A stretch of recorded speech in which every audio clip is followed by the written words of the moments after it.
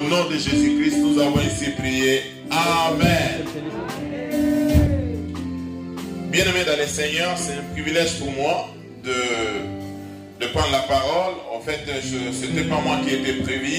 J'ai demandé expressement de prendre la parole parce que j'ai senti j'avais un fardeau à partager. Je voulais me reposer un peu pendant tout ce temps, mais durant la semaine, lorsque on a partagé la parole de Dieu un mardi, j'étais vraiment touché dans mon cœur, dans mon fort intérieur, de parler aujourd'hui. Pourquoi j'ai demandé que je parle? Il y a des raisons. Premièrement, les textes que nous avons partagés les mardis passés, c'était Actes chapitre 8. Non, pas les jeudis, mais les mardis. Actes chapitre 8. Ça m'avait beaucoup interpellé. Et deuxièmement, je me suis rendu compte qu'il y a peu de personnes qui participent la semaine, les mardis. Je sais que ça a été toujours la prière de la sœur Dora. Elle m'en a beaucoup parlé.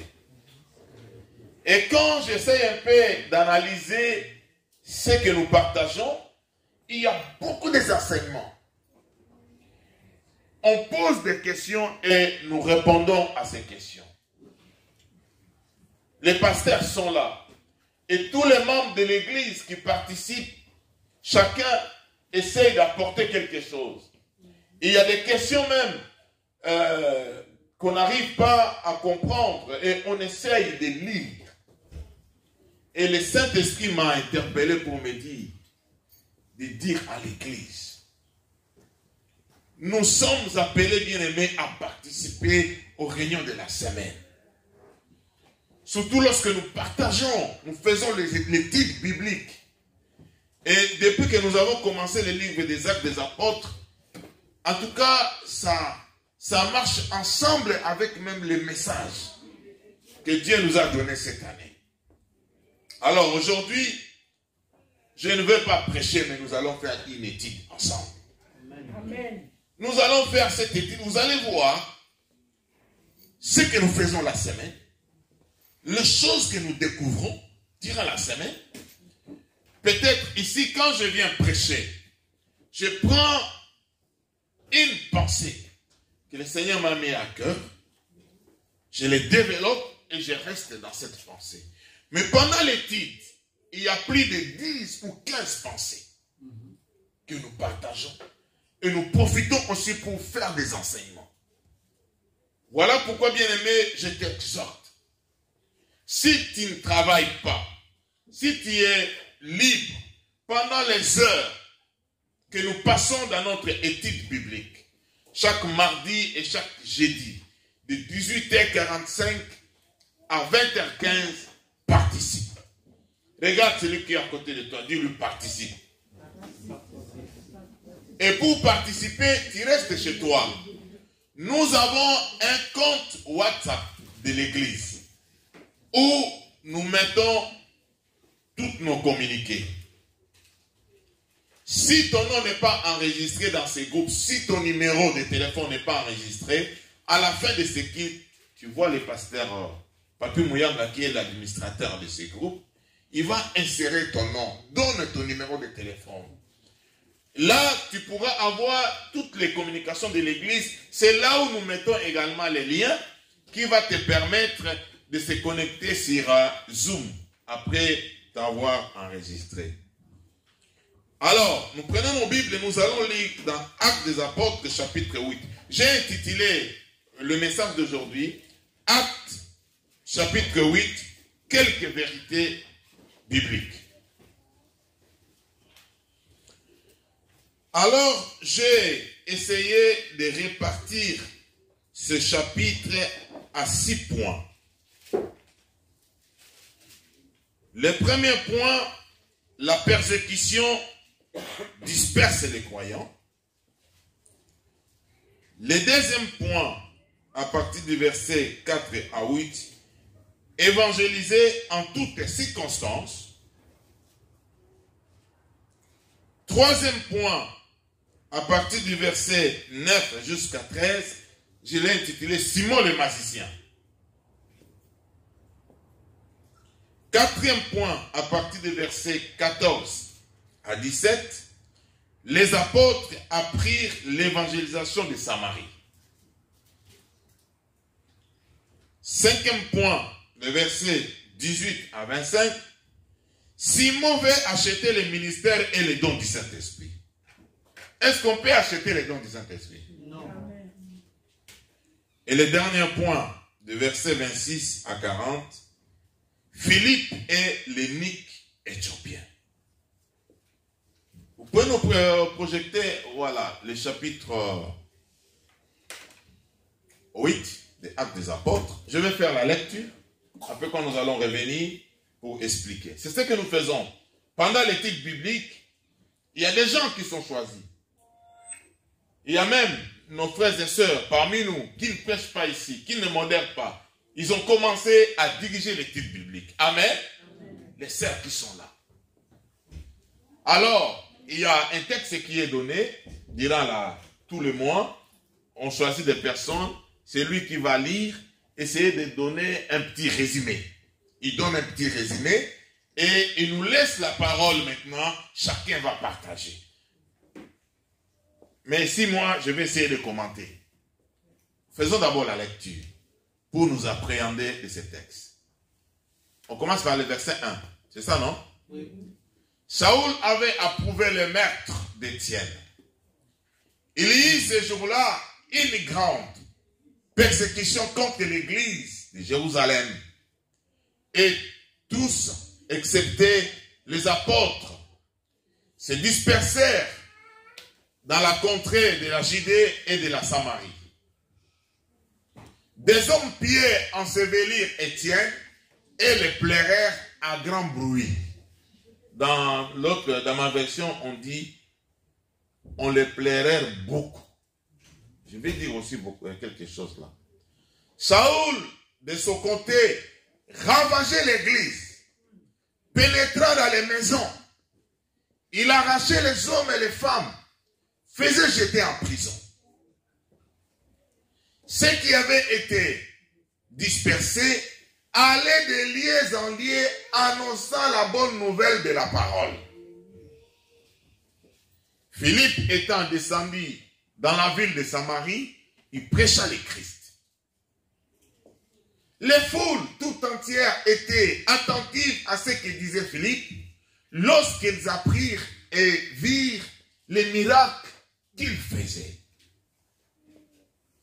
Car des esprits impies sortis de plusieurs démoniaques, en poussant des grands cris, et beaucoup de paralytiques et de boiteux furent guéris. Il y eut une grande joie dans cette ville. Il y avait auparavant dans la ville un homme nommé Simon qui se donna pour un personnage important, exercer la magie et provoquer l'étonnement du peuple de la Samarie. Tous, depuis les plus petits jusqu'aux plus grands, l'écoutaient attentivement et disaient, c'est lui et la puissance de Dieu, celle qui s'appelle la grande. Il écoutait attentivement parce qu'il les avait longtemps étonnés par ses actes de magie. Mais quand ils eurent crié à Philippe qu'il leur annonçait la bonne nouvelle du royaume de Dieu et du nom de Jésus-Christ, hommes et femmes furent baptisés. Simon lui-même crut et après avoir été baptisé, il ne quittait plus Philippe. Il voyait avec étonnement les miracles et les grands prodiges qui s'opéraient. Les apôtres qui étaient à Jérusalem, ayant appris que la Samarie avait reçu la parole de Dieu, y envoyèrent Pierre et Jean. Ceux-ci, arrivés chez les Samaritains, prièrent pour eux afin qu'il reçive le Saint-Esprit. Car il n'était encore descendu sur aucun d'eux. Ils avaient seulement été baptisés au nom du Seigneur Jésus. Alors Pierre et Jean leur imposèrent les mains. Ils y reçurent le Saint-Esprit. Lorsque Simon vit que le Saint-Esprit était donné par l'imposition des mains des apôtres, il leur offrit l'argent, en disant, accordez-moi aussi ce pouvoir, afin que celui à qui j'imposerai les mains reçoive le Saint-Esprit. Mais Pierre lui dit, que ton argent périsse avec toi, puisque tu as cru que le don de Dieu s'acquiert au prix d'argent. Il n'y a pour toi ni part ni lot dans cette affaire, car ton cœur n'est pas droit devant Dieu. Répands-toi donc de ta méchanceté et prie le Seigneur pour que la pensée de ton cœur te soit pardonnée s'il est possible. Car je vois que tu es dans un fiole amer et dans les liens de l'iniquité. Simon répondit, priez-vous même le Seigneur pour moi, afin qu'il ne m'arrive rien de ce que vous avez dit. Après avoir rendu témoignage à la parole du Seigneur et après l'avoir prêché, Pierre et Jean retournèrent à Jérusalem en annonçant la bonne nouvelle dans plusieurs villages de Samaritains. Un ange du Seigneur s'adressant à Philippe lui dit, lève-toi, va du côté du midi, sur le chemin qui descend de Jérusalem à Gaza. Qu'est-ce qui est écrit là? Celui qui est désert. Il se leva et partit. Et voici un Éthiopien, un unique, ministre de Cadence, reine d'Éthiopie, surintendant de tous ses trésors, venu à Jérusalem pour adorer. Se retournait assis sur son char et il lisait le prophète Esaïe. L'Esprit dit à Philippe, avance, approche-toi de ce char. Philippe accourut et entendit l'Éthiopien qui lisait le prophète Esaïe. Il lui dit,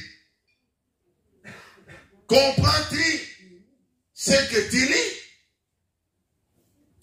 Il répondit, comment le pourrais-je si quelqu'un ne me guide? Et il invita Philippe à monter et à s'asseoir avec lui. Le passage de l'écriture qu'il lisait était celle-ci. Il a été mené comme un brebis à la boucherie et comme un agneau muet devant celui qui le tond. Il n'a point ouvert la bouche. Dans son humiliation, son jugement a été levé et sa postérité qui la dépeindrait, car sa vie a été retranchée de la terre. L'eunuque dit à Philippe, je te prie, de qui le prophète parle-t-il ainsi? Est-ce de lui-même ou de quelqu'un d'autre? Alors Philippe ouvra la bouche et commença par ce passage, lui annonça la bonne nouvelle de Jésus. Comme ils continuaient leur chemin, ils rencontrèrent de l'eau. Et l'eunuque dit, voici de l'eau. Qu'est-ce qui empêche que je sois baptisé? Philippe dit, si tu crois de tout ton cœur, cela est possible. L'eunuque répondit, je crois que Jésus-Christ est le Fils de Dieu. Il fit arrêter le char. Philippe et l'eunuque descendirent tous deux dans l'eau. Et Philippe baptisa l'eunuque. quand il fut sorti de l'eau, l'Esprit du Seigneur enleva Philippe et l'eunuque ne le vit plus.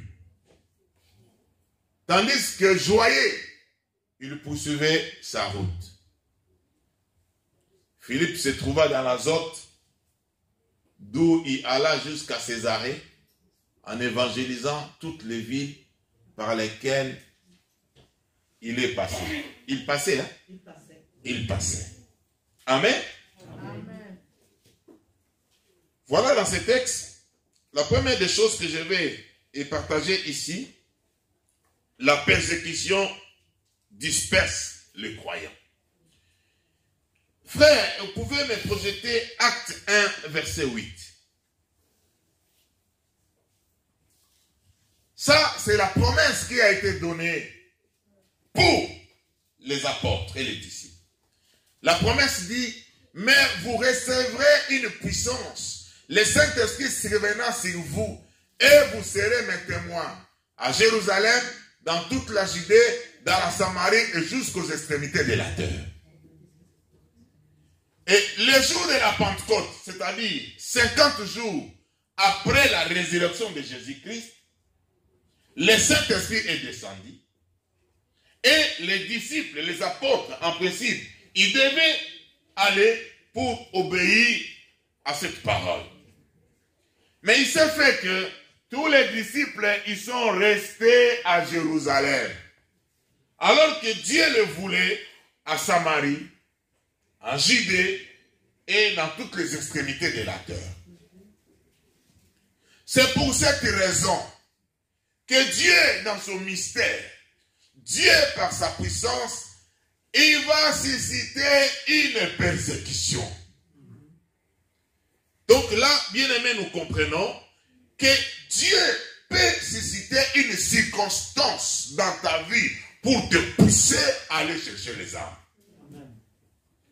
Toi qui refuses, toi qui veux rester toujours au chaud, toi qui veux rester toujours dans ta belle voiture, Dieu peut faire tomber ta voiture en panne pour que tu marches à pied et que tu rencontres quelqu'un pour lui parler de Dieu. Donc ici, bien aimé, les disciples, les apôtres là, ils sont en train de vivre une grande persécution. Je me pose la question, s'ils étaient déjà partis à Samarie, en Judée, et ainsi de suite, est-ce que cette persécution allait toujours arriver? Point d'interrogation. Mais là, dans le chapitre 8, on essaie un peu de nous montrer comment la persécution a pris l'ampleur. Mais au chapitre 7, il y a un des disciples qui est déjà tué. Étienne, qui était choisi comme diacre à l'église. Mais il prêchait la parole. À cause du nom de Jésus-Christ, Étienne a été arrêté. Il a été lapidé. Vous voyez un peu l'ampleur. Il était lapidé, c'est-à-dire mourir à cause des pierres qu'on lançait sur lui. Étienne est mort. Et certains, les apôtres, ils sont restés enfermés à Jérusalem. Parce que, écoute, c'est pendant une période de trouble, Jésus-Christ est condamné, il est mort, et on les traite, parce qu'il y a des gens qui ne croient pas en lui, on les traite d'un escroc, d'un faux messie, d'un faux roi, ainsi de suite. Et les gens qui le suivent sont surnommés des sectaires. Les gens qui sont venus avec une mauvaise doctrine. Alors, tous ceux qui suivaient Jésus-Christ, les disciples, ils sont persécutés. Et la Bible nous dit dans chapitre 7, lorsqu'on persécutait, je crois que c'est au verset Acte 7, 58 à 60, frère, tu peux nous mettre ça? Acte 7, 58 à 60. La Bible dit, les traînèrent hors de la ville et les lapidèrent. Les témoins déposèrent les vêtements aux pieds d'un enfant nommé Saul. Ouais. Là, chez vous, un jeune homme, là, c'est écrit un enfant qu'on appelait Saul. On peut continuer? Et il lapidait Étienne qui priait et disait, Seigneur Jésus, reçois mon âme. Puis, s'étant mis à genoux, il s'écria d'une voix forte, Seigneur, ne leur impute pas ses péchés. Et après ces paroles, il s'endormit. Vous voyez quelqu'un qui est mort, qu'on a lapidé, qu'on a tué parce qu'il croyait en Jésus. Aujourd'hui, toi, tu as l'évangile gratuitement. Frère, tu crois en Jésus-Christ. Même au jour d'aujourd'hui, il y a certains chrétiens dans d'autres pays qui sont persécutés. Tu ne peux pas avoir la Bible avec toi. Tu ne peux pas prononcer le nom de Jésus. Mais toi, ici, tu as la liberté de prononcer le nom de Jésus, d'évangéliser, de lire la Bible, de donner cadeau la Bible à d'autres personnes. Tu négliges, égoïste, tu veux vivre que pour toi. Comment Dieu sera content de toi, frère? Il y a des gens qui sont morts. Le frère là, Étienne, est mort. Mais regardez, pendant qu'on les lapidait, ses paroles, il a demandé que Dieu pardonne les gens qui lui faisaient du mal. Bien aimé, il y a une grande puissance dans le pardon. Amen. Nous devons apprendre à pardonner, frère. Amen. Amen. Et là, la Bible dit, les gens qui sont venus pour bien lancer les pierres, ils ont déposé leurs vêtements aux pieds des jeunes hommes, un enfant, Saul. Et c'est celui-là, après, au chapitre 8, donc là, il a grandi, il a l'autorité maintenant. Lui, il commence à aller chercher maintenant les chrétiens dans leur maison. La Bible nous dit, je crois on a lu ça dans le chapitre 8, il partait arracher des hommes et des femmes dans leur maison.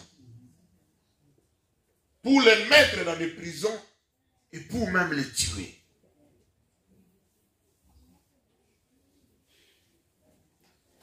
Bien-aimés dans le Seigneur, Dieu nous appelle à aller chercher des âmes. Et Dieu nous laisse la liberté d'aller chercher des âmes. Les âmes coûtent cher. Et Dieu, par son amour, par sa grâce, il a pris une stratégie. Alors qu'il nous laisse la liberté d'aller chercher les âmes.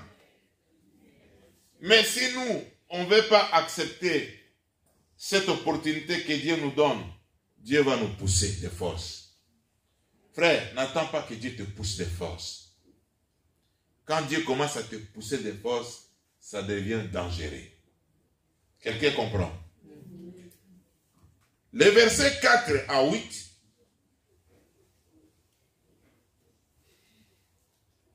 Je vais souligner encore un mot que la sœur venait de dire ici, la sœur Mangloire. Nous devons apprendre à placer des paroles, même lors de nos conversations. Cela invoque également la prédication, je crois, de dimanche passé du pasteur Papi Mouyanga, lorsqu'il nous a parlé de point de contact. Les stratégies, le point de contact. Tu es en train de parler avec quelqu'un, Dieu peut susciter une circonstance dans la causerie. Ça peut être l'opportunité de lancer une parole et c'est cette parole qui va sauver quelqu'un.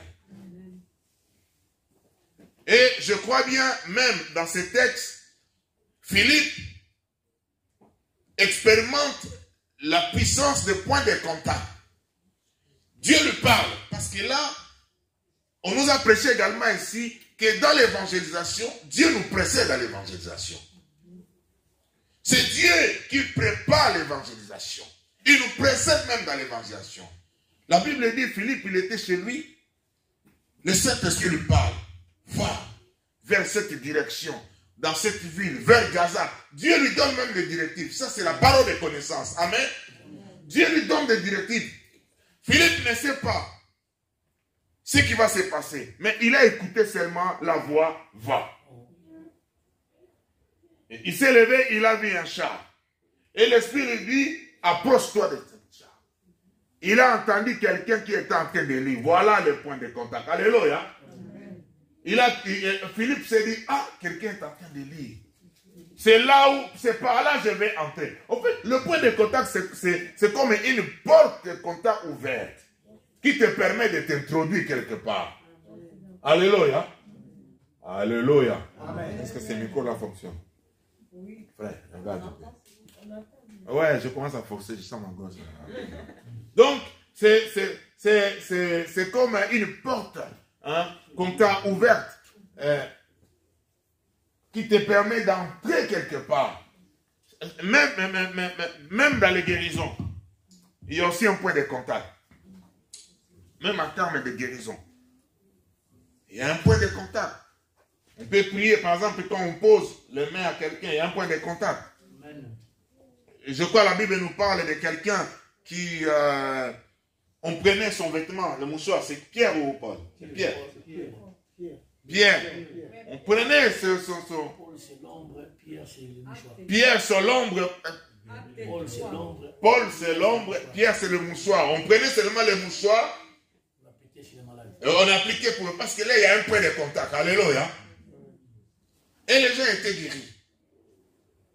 Je ferme cette parenthèse. La Bible nous dit ceci. Versets 4 à 8, frère, s'il te plaît. Ceux qui avaient été dispersés allaient de lieu en lieu, annonçant la bonne nouvelle de la parole. Philippe étant descendu dans la ville de Samarie et prêcha le Christ. Les foules tout entières étaient attentives à ce que disait Philippe lorsqu'ils apprirent et virent les miracles qu'il faisait. Car des esprits impies sortis de plusieurs démoniaques en poussant des grands cris et beaucoup de paralytiques et de boiteux furent guéris. Et il y eut une grande joie dans cette ville. Amen. Amen. La première des choses dans ces quelques versets, de 8 à 4, je peux partager. La Bible nous dit dans 2 Timothée 4, verset 2, en toute occasion, favorable ou non favorable, annonçons la parole de Dieu. Parce que les gens qui étaient persécutés, pendant qu'ils fuyaient, dans les villes où ils passaient, ils prêchaient Jésus-Christ. Ils prêchaient Jésus-Christ pendant qu'ils étaient en fuite, frère. Leur vie est à danger. Ils disent, oui, mais j'arrive quelque part. Est-ce que tu connais Jésus? Tu connais Jésus? Jésus t'aime. Il a un plan merveilleux. Il regarde derrière. Ah, ils ne sont pas là. Il profite. S'il attend qu'il s'approche, les gens qui s'approchent, il avance.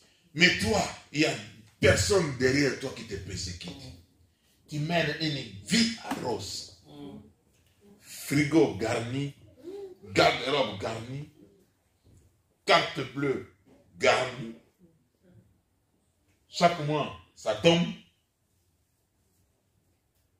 Tu es en bonne santé. Tu n'es pas à l'hôpital.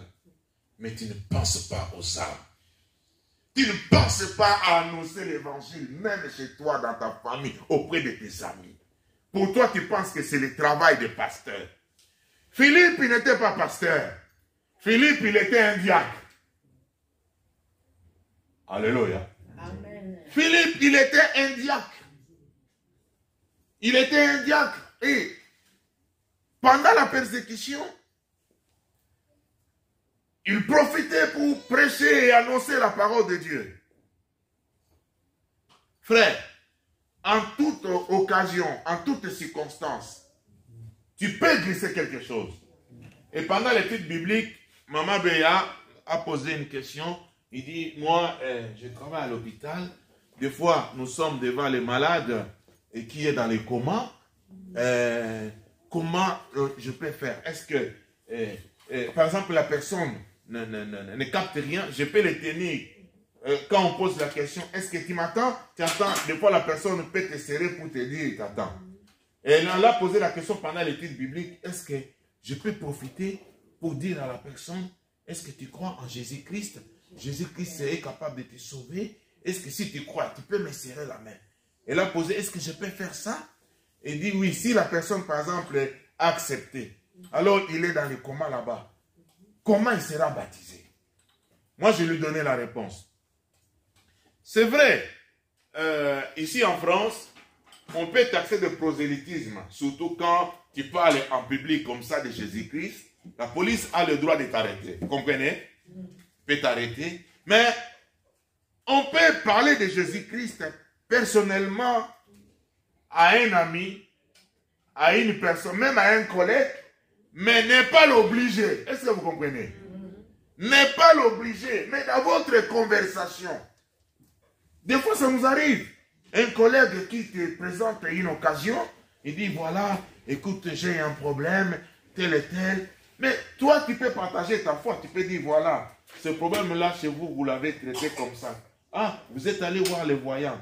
Il dit, si c'est moi, par exemple, moi je suis croyant. Moi, dans ma foi, je crois en Jésus. Je ne vais pas aller chez les voyants. Je vais chercher soit mon pasteur, chercher quelques frères. Nous allons prier Jésus-Christ. Il est capable de guérir. Il est capable de donner la solution. Parce que j'ai le témoignage qu'il a donné la solution à plusieurs personnes. C'est l'évangélisation. Alléluia. Amen. Et alléluia. Amen. Tu n'as pas forcé la personne. C'est dans votre conversation. Tu as profité de ce point de contact pour glisser l'évangile. Et j'ai dit à ma femme, si par exemple, dans la salle, il y a beaucoup de collègues, il ne faut pas les faire. Tu ne vas pas dire, ils vont t'accuser là-bas à la direction et tu vas perdre le travail. On va te dire, toi tu es payé ici pour travailler, ce n'est pas pour évangéliser ici. Ce n'est pas l'église. Mais si vous êtes à deux, il n'y a personne, tu peux profiter de l'occasion de lui parler. Ça reste entre vous deux. Et il a posé la question, et si la personne, il a saisi en disant qu'il croit et il meurt, il n'est pas baptisé. J'ai dit, mais lui, il n'a pas eu l'occasion d'aller où il y a l'eau pour se faire baptiser. Ce n'est pas un problème, mais s'il a crié en Jésus, il est sauvé.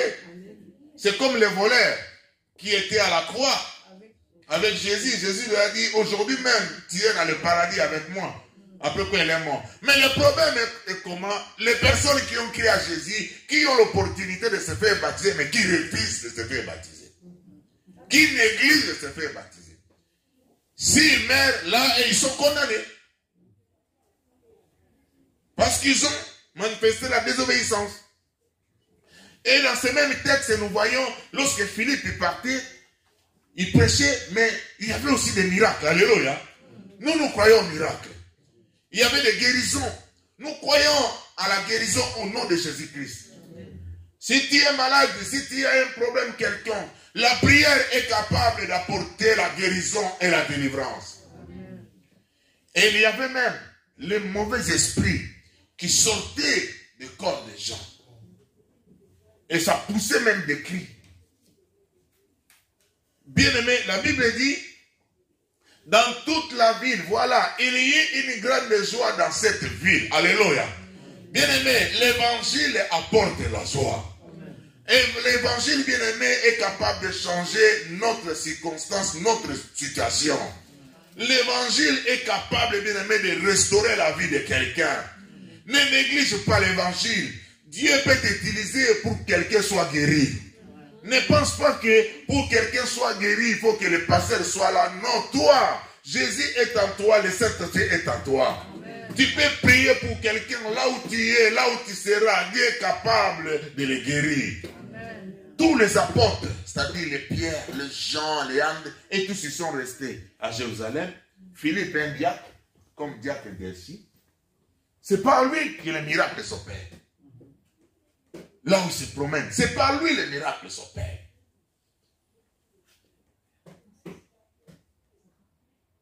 La Bible dit, non, ça vient après. Dans cette ville, là, le verset 9, mon frère, tu peux nous mettre le verset 9 à 13, je vais lire. Troisième point, Simon le magicien. Est-ce que ça passe bien? Amen. Est-ce que vous comprenez quelque chose? Amen. Alléluia. Amen. Il y avait auparavant dans la ville un homme nommé, bon je vais résumer, c'est-à-dire dans cette ville il y avait un homme qui pratiquait la magie. Il était magicien, il faisait des choses. Vous voyez des fois à la télévision il y a des magiciens qui font des choses et ça émerveille les gens. Où il y a des gens qui des fois ils font des jeux d'esprit, il y a d'autres qui sont vraiment dans les mystiques. Hein? Ils sont vraiment dans les mystiques, tout ça. Et lui, à Samarie, il était vraiment un homme très très important. Et on les considérait même comme Dieu. Ici, je vais souligner quelque chose. Que la sorcellerie existe. L'occultisme existe. La magie aussi existe. Ça, il faut le savoir. Les démons existent. Il y a des gens qui pratiquent la sorcellerie. Et il y a un collègue qui pratique la sorcellerie pour bloquer ton travail. Pour détruire ton avenir. Même des fois dans nos familles aussi, il y a certaines personnes qui pratiquent la sorcellerie. Même la famille européenne, même la famille africaine. Dans la famille européenne, il y en a ceux qui sont dans l'occultisme, ils sont dans la franc-maçonnerie, ils sont dans la rose-croix, ils sont dans beaucoup de pratiques. C'est comme aussi dans les familles africaines, ça existe. Mais laissez-moi vous dire, l'évangile, le nom de Jésus est au-dessus de la puissance de la magie. Amen. La Bible nous dit, l'évangile est capable de changer des vies humaines. C'est une puissance. Romains 1, 16 à 17. S'il te plaît, frère. Romains 1, 16 à 17. L'évangile est une puissance pour le salut de quiconque qui croit. Premièrement, les Juifs. Car je n'ai point honte de l'évangile. C'est une puissance de Dieu pour le salut de quiconque croit. Du Juif, premièrement, puis du Grec. Alléluia. Bien-aimés, n'ayez pas honte de l'évangile. L'évangile est une puissance. Cet homme, il dominait à Samarie parce qu'il n'y avait pas l'évangile. Tant qu'il n'y aura pas l'évangile dans ta famille, les sorciers vont dominer. La magie va dominer. Mais lorsque l'évangile arrive à un endroit, la puissance de Dieu est élevée et le nom de Jésus est élevé. L'évangile finit toujours à triompher. Ça peut prendre du temps. Bien aimé, l'évangile de Jésus finira toujours à triompher. Cet homme avait captivé toute Samarie. C'était un grand monsieur de grand renom. Mais l'évangile est venu briser ses épaules. Alléluia. Le nom de Jésus, bien-aimé, est capable, bien-aimé, de renverser l'homme fort qui maltraite ta vie, qui maltraite ton avenir. Qui a pris ta ville en otage. Vous savez que, bien-aimé, chaque ville a un géant. Il y a même des hauts lieux dans les villes. Même ici dans les Milouses. Oui, frère, toi tu connais l'histoire des Milouses. Tu connais l'histoire des Milouses, tu connais l'histoire de Strasbourg.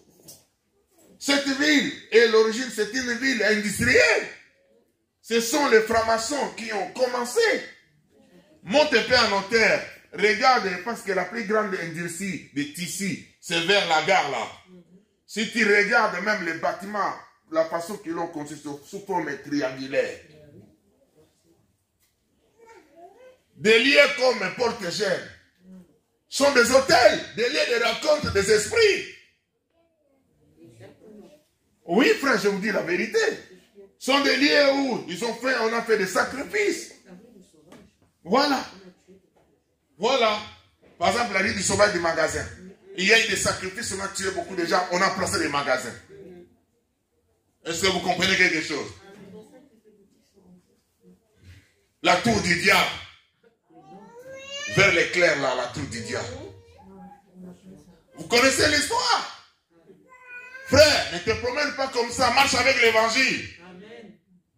L'évangile est une puissance. Lorsque l'évangile est avec toi, les grands Simon magiciens ne pourront pas faire face à toi. C'est pas toi qui vas résister, mais c'est l'évangile qui est à toi.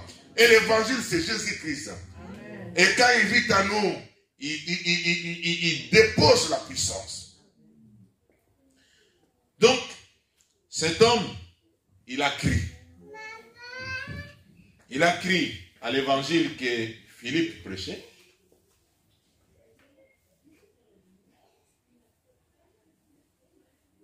Mais la Bible dit, à partir du verset 14 et 17, les apôtres apprirent l'évangélisation de Samarie. Alléluia. Ils ont eu des échos. Ils ont eu les nouvelles. Non, les gens de Samarie. Alors que les apôtres, là, c'est-à-dire les 12 qui étaient avec Jésus-Christ. Les piliers, les pères de l'église. Et ils avaient peur pour aller à Samarie et en Judée. Ils se sont renfermés en Jérusalem. C'était les autres disciples et les diacres comme des Philippe qui sont allés, ils ont travaillé là-bas, l'évangélisation, les nouvelles se sont retournées. Frère, est-ce que tu peux imaginer l'honneur, la joie que ton pasteur aura, l'église Ararat, la joie qu'il aura d'apprendre que la sœur telle, le frère tel, il était envoyé, je ne sais pas où, il était parti au travail, dans quel pays, dans quelle ville. Là où il est parti, il a commencé à évangéliser, enseigner les choses qu'il a appris dans son église. Et une église est née par son canal. Frère, alléluia. Moi, mon pasteur ne m'a pas envoyé ici pour implanter l'église. Et alléluia. Moi, on ne m'a pas envoyé pour implanter l'église. Dieu peut t'utiliser, frère. Commencer à réunir des gens quelque part, dans une ville quelconque. Et les nouvelles nous parviennent. Nous pouvons venir voir ce que tu fais. Et si l'œuvre avance, on peut t'envoyer les gens. Alléluia. C'est comme ça l'évangile est annoncé. Et quand l'église de Jérusalem a appris cela, ils ont envoyé Pierre et Jean. Pierre et Jean prièrent pour eux. Parce que la Bible dit, ils avaient écrit, ils étaient baptisés, ils n'avaient pas encore reçu le Saint-Esprit. Il y a là une nuance. Je vais vous expliquer une vérité doctrinale. C'est-à-dire, la Bible parle, je ne sais pas dans quel verset, je crois verset 15 à 16, on peut lire ça, s'il vous plaît. C'est ça, voilà. Ceci arrivait chez les Samaritains, priaient pour eux afin qu'ils reçissent le Saint-Esprit, car il n'était encore descendu sur aucun d'eux. Car le Saint-Esprit n'était pas encore descendu sur eux. Ils avaient seulement été baptisés au nom du Seigneur Jésus. Amen.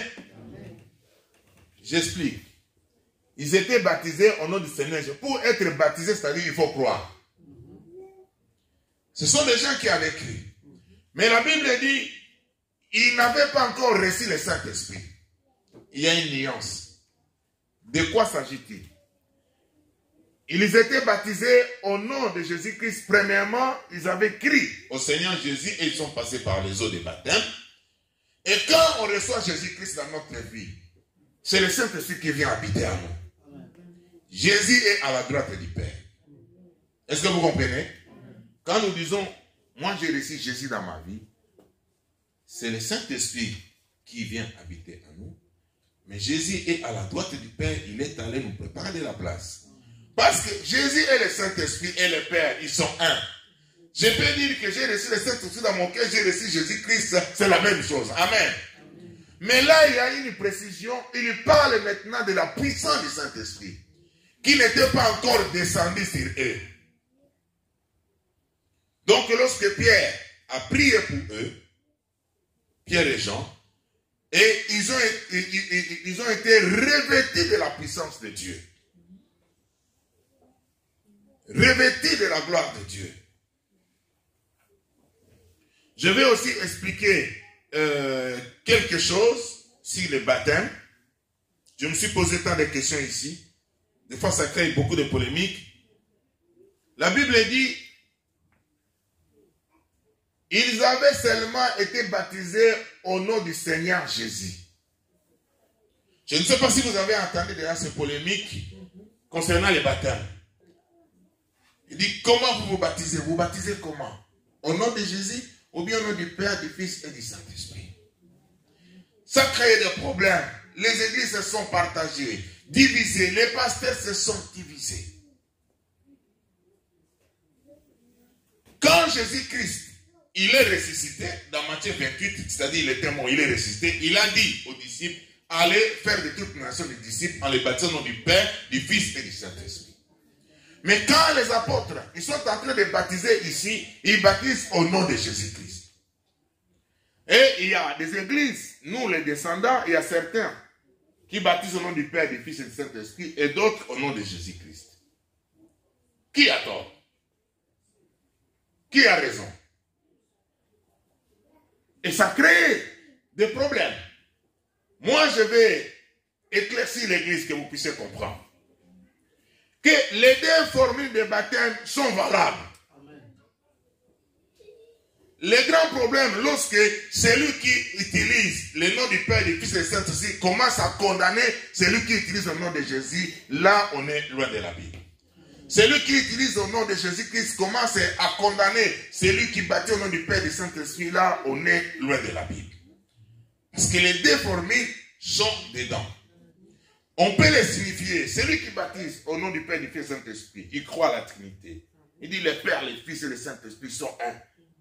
Si je baptise au nom de Jésus, le problème d'abord c'est quoi? La personne peut se croire qu'il soit plongé dans l'eau.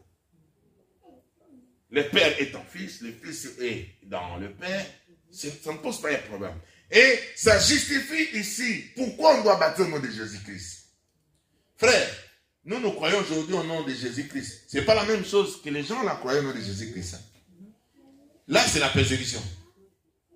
Est-ce que vous comprenez? Là, c'est la persécution. Quoi? Par exemple, moi, je vais vous donner un exemple. Si je partage l'évangile à un musulman, et il veut passer dans le baptême, je vais le baptiser au nom de Jésus. Vous comprenez? Ça a plus de signification pour lui. Et baptiser au nom de Jésus. Parce que dans l'islam, ils ont une conception sur Jésus-Christ. Jésus, c'est un prophète. Mais nous, Jésus, il est Dieu. Est-ce que vous comprenez? Donc, ça ne doit pas être un problème. Si tu as été baptisé au nom de Jésus-Christ, au nom du Père, du Fils et du Saint-Esprit, mais quelles sont les conditions? Un, que tu puisses croire d'abord que Jésus, comme Seigneur et Sauveur, et que le baptême, tu étais plongé dans l'eau. C'est tout. Amen. Amen. Simon veut acheter le ministère. Lorsqu'il a vu Pierre, il priait pour les gens, il y avait la plénitude, tout ça. Simon dit, écoute, il est venu donner l'argent. Il veut donner l'argent pour que lui aussi, Simon c'est le magicien là, vous vous souvenez de lui, non? Oui. Donc lui, lorsqu'il va prier aussi pour les gens, il se passe les miracles. Écoutez comment Pierre va lui répondre. Verset 18. C'est grave, frère, ça c'est la malédiction même, il a maudit. Lorsque Simon vit que le Saint-Esprit était donné par l'imposition des mains des apôtres, il leur offrit l'argent. Continue. En disant, accordez-moi aussi ce pouvoir. Et pourtant lui, il avait le pouvoir. Hein? Il était magicien. Afin que celui à qui j'imposerai les mains reçoit le Saint-Esprit. Mais Pierre lui dit que ton argent périsse avec toi. C'est-à-dire quoi? Ton argent périsse avec toi. Lui aussi peut se périr, non? Oui. Puisque tu as cru que le don de Dieu s'acquiert au prix d'argent. Il n'y a pour toi ni part ni lot dans cette affaire, car ton cœur n'est pas droit devant Dieu. On continue. Répands-toi donc de ta méchanceté. Et prie le Seigneur pour que la pensée de ton cœur te soit pardonnée, s'il est possible. Car je vois que tu es dans un fiole amer et dans les liens de l'iniquité. On continue. Simon répondit, priez vous-même le Seigneur pour moi, afin qu'il ne m'arrive rien de ce que vous avez dit. Simon enlève ça. Alléluia. Amen. Alléluia. Amen. Simon enlève la malédiction comme ça. Alléluia. Amen. Donc ici, il y a plusieurs interprétations. Souvent, dans les passés, quand on parle de Simon, on le voit dans beaucoup de prédications, on voit toujours, voilà, il veut acheter les dons de Dieu, on n'achète pas les magiciens. Mais il ne faut pas oublier que Simon avait déjà crié. Est-ce que vous comprenez? Il avait abandonné la magie, il avait crié au Seigneur Jésus-Christ, et la Bible dit, il commençait à suivre Philippe. Mais quel est le problème ici? C'est le problème de l'ignorance. C'est le problème de manque d'enseignement. Lui, il a crié de la même façon qu'il achetait le pouvoir lorsqu'il était magicien. Ici, il va aussi acheter comme ça. Frère, le pouvoir, on n'achète pas. Dieu donne le pouvoir à la prière. Dieu donne le pouvoir à ceux qui aiment l'évangélisation. Dieu donne le pouvoir à ceux qui cherchent les âmes. Alléluia. Quand on les cherche dans la prière, quand on aime les âmes, quand on connaît la valeur des âmes, Dieu va te donner. Et ce que j'ai beaucoup aimé, Simon dit, priez-vous pour moi pour que ces choses ne m'arrivent pas. Alléluia. Je crois qu'on avait prié pour lui. La Bible ne dit rien. Ici, je vais souligner quelque chose. Bien aimé, soyez enseignés, faites-vous former. L'Église a mis en place un cycle des enseignements de formation. Ça va beaucoup t'aider dans beaucoup de choses. Ça va vous aider, frère. Sinon, tu risques d'être ignorant. Comme Simon, tu vois un prophète à la, je ne sais pas, à la télévision ou bien dans les réseaux sociaux qui commence à te dire que voilà, je vais te vendre ça pour que ta vie soit comme ça. Non, non, non, non. La Bible dit, nous avons reçu gratuitement, nous donnons gratuitement. Alléluia. La grâce de Dieu, on ne vend pas. On ne vend pas la guérison. On ne vend pas les mariages. Oh non, si tu veux te marier, voilà, viens avec... Non, non, non. Je ne sais pas. Est-ce que vous me voyez ici à l'église et demander quelque chose? Non. Le salut, la prière est gratuite. Mais le chrétien a le devoir de soutenir son église financièrement. Et alléluia. Pour que son église puisse aller de l'avant. Pour acheter des matériels. Voire même dans certaines églises, payer même leurs pasteurs. Quand on soutient. Et la Bible dit, nous devons donner gratuitement. En tout, avec joie. Moi, je ne peux pas te forcer pour donner. Tu dois donner avec joie. Amen. Mais ce qui concerne la prière, la guérison, la délivrance, c'est gratuit. Dis avec moi, c'est gratuit. Regarde celui qui est à côté de toi, dis-le, c'est gratuit. Dans mon église, dis-le, c'est gratuit. Tu peux rencontrer quelqu'un à l'extérieur là-bas. Oh non, j'ai quelqu'un qui prie pour moi. Lui, il y a des gens, parce qu'il y a des gens comme ça ici en Europe. Ça veut dire il a une église, mais il a un prophète quelque part où il envoie l'argent chaque mois parce que c'est lui qui prie pour lui. Non, non, non. Frère, nous aussi, Dieu nous parle. Dieu nous révèle les choses. Amen. Oui, Dieu nous révèle les choses. Même parmi vous, moi, il y a parmi vous des soeurs, des frères, des fois, qui m'appellent parce que Dieu lui a parlé. Il dit, pasteur, voilà, j'ai vu ça pour tel frère, pour telle soeur. Ok, moi je donne des directives. Prions pour lui. Je peux sentir à moi les désirs, par exemple, soit j'explique à la personne, soit je garde ça pour moi. Alléluia. Hein? Je garde ça pour moi, mais on prie pour la personne. Je bénis le Seigneur. Frère Joe, avant l'accouchement de ta femme, il y a quelqu'un qui a laissé un message. Qui m'a appelé, pasteur, voilà ce que j'ai vu. J'ai vu pour l'accouchement de la femme, des frères et sœurs, tout ça. Ensemble, nous avons prié. Il y avait des complications qui étaient dans l'avenir. Nous avons prié. Dieu de grâce, il a écouté la prière. Parce qu'à la veille même, toi tu m'appelles, pasteur, je demande la prière, prier pour ma femme. Hein. Là qui est en retard, la prière était déjà en avance. Alléluia. La prière était déjà en avance. La prière était déjà en avance. Dieu parle comme ça. Dieu travaille comme ça. Amen. Amen. Je suis à la fin. Nous voyons l'énigme éthiopien. L'énigme éthiopien, c'était un homme riche. Hein? Il était le surintendant de la reine de Seba.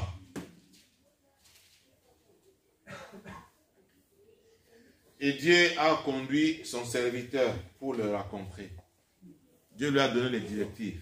Bien aimé, Dieu peut te donner des directives. Même pour quelqu'un, pour ton ami.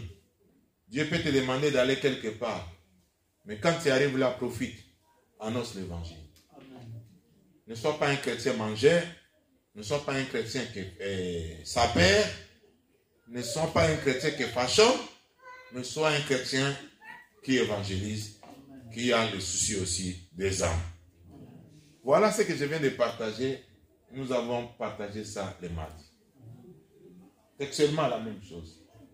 Est-ce que vous voyez ce que vous manquez la semaine? Amen.